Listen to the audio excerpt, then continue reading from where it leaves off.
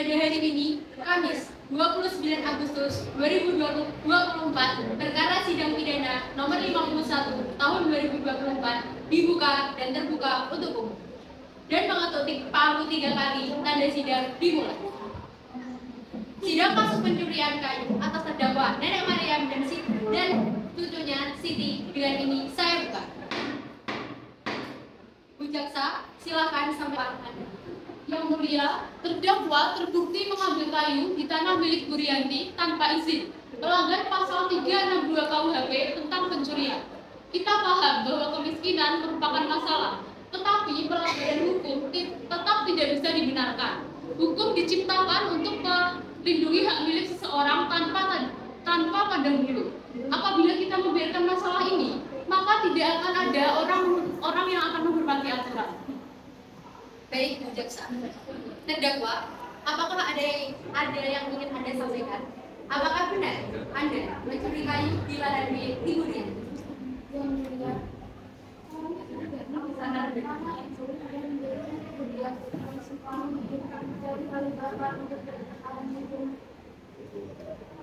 Tidak, ini tidak adil.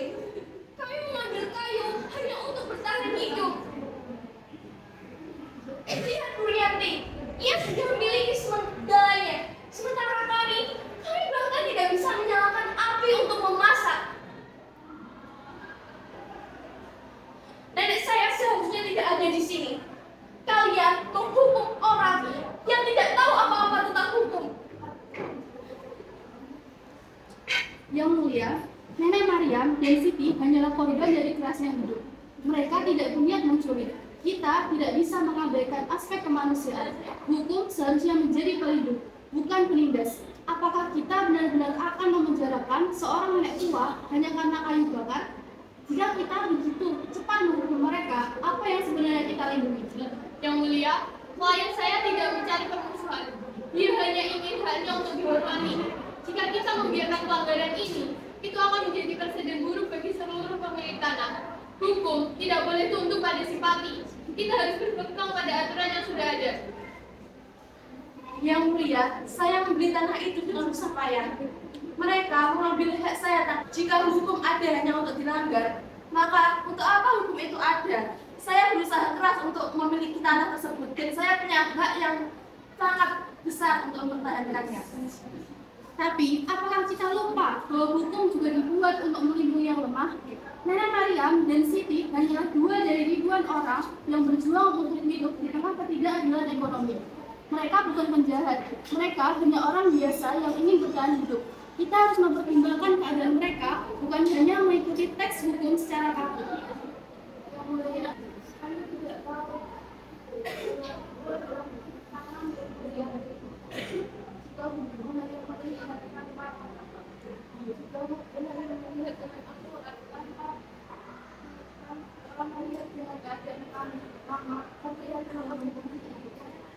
Yang mulia, saya tidak pernah bermaksud untuk menyakiti siapapun, tapi hukum tetaplah hukum. Jika kita selalu mencari alasan untuk melanggar hukum, jika hukum bisa dilanggar hanya karena alasan kemiskinan, maka mari kita buang saja seluruh aturan yang ada di negara ini. Biarkan semua orang berbuat semaunya. Saya hanya ingin hak saya dihormati, sama seperti yang lain. Saya tidak minta simpati, saya hanya minta keadilan. Adilan apa yang kalian bicarakan? Kami hanya ingin memenuhi kehidupan hidup kami, bukan merampas hak milik orang lain. Apa kalian pernah merasakan apa itu kelaparan? Tidak kan? Hukum harusnya bisa melihat, bukan hanya menghukum orang yang belum tentu bersalah. Yang mulia, setiap orang harus memahami konsekuensi dari tindakan mereka. Bukan hanya soal hak cilik, tapi juga soal menghargai aturan dan orang lain. Kita tidak bisa membiarkan simpati menjadi alasan untuk melanggar hukum. Yang mulia, kemiskinan memang menyedihkan, tetapi kita tidak bisa membiarkan kemiskinan menjadi alasan untuk mengabaikan aturan hukum. Jika kita terus membiarkan pelanggaran ini tanpa adanya hukuman, bagaimana kita bisa menjamin keamanan bagi pemilik hak seseorang? Keadilan harus ditegakkan, Yang Mulia, bukan karena kita tidak berempati, tetapi karena hukum harus adil bagi semua orang. Hukum harus adil bagi semua. Lantas bagaimana dengan kami yang tidak memiliki apa-apa?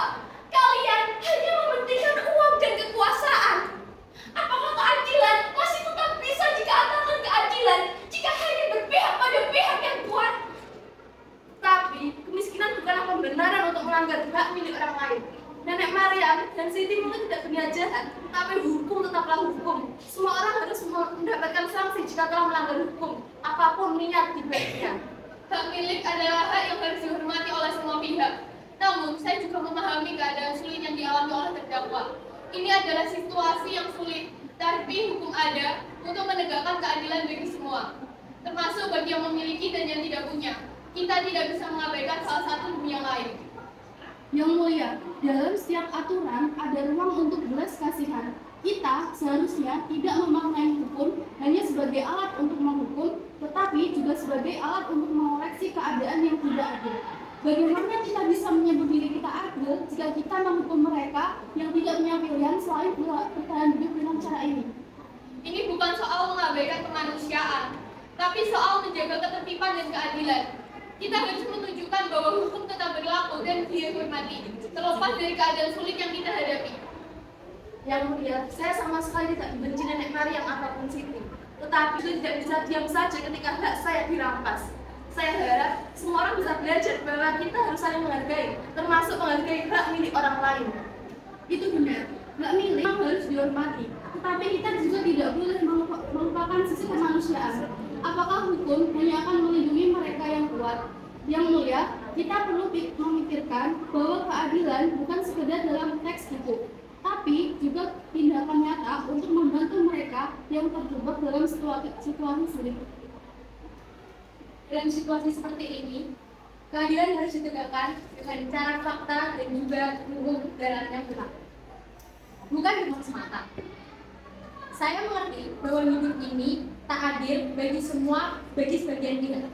Tapi hukum adalah alat yang kita miliki untuk menjaga keseimbangan itu, meski terkadang terasa berat bagi bagian pihak. Keadilan apa yang kalian bicarakan?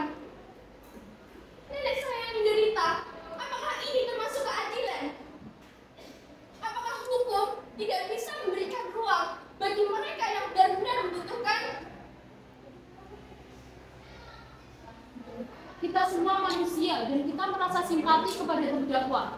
Tetapi keputusan ini harus didasarkan pada hukum, bukan hanya pada hati nurani. Jika hukum tidak dihormati, maka kita akan kehilangan fondasi keadilan yang sesungguhnya. Yang mulia, hukum adalah benteng terakhir kita untuk menegakkan keadilan. Meski tidak selalu mudah, dan terkadang terasa keras, tapi inilah cara kita menjaga keamanan dan memberikan kejelasan tentang apa yang benar dan salah.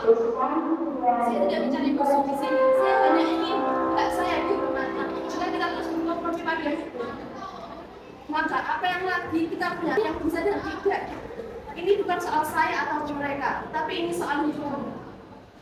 Baik, setelah mempertimbangkan semua aspek, saya memutuskan bahwa terdakwa Nenek Maryam dan cucunya dinyatakan bersalah karena melanggar hukum, mencuri kayu di lahan Yurianti tanpa izin.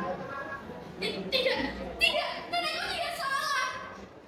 Nenek, aku akan berjuang. Aku tidak bersalah.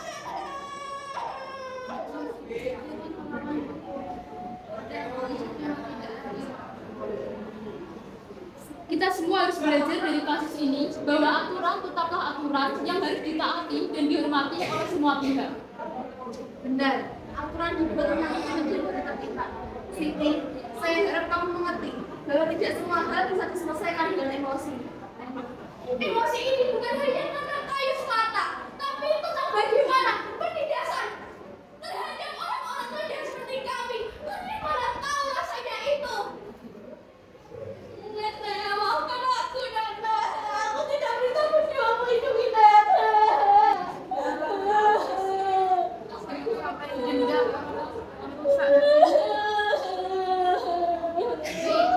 Dengan ini, sidang saya nyatakan ditutup. Putusan ini bukan untuk menghakimi secara personal, tapi untuk menjaga tatanan hukum. Semoga semua pihak bisa belajar sesuatu dari kasus ini.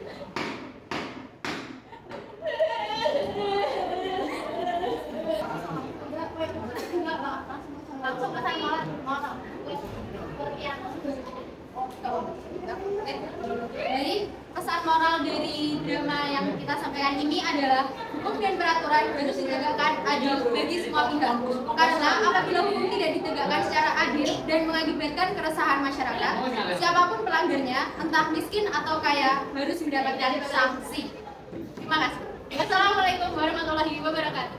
Waalaikumsalam.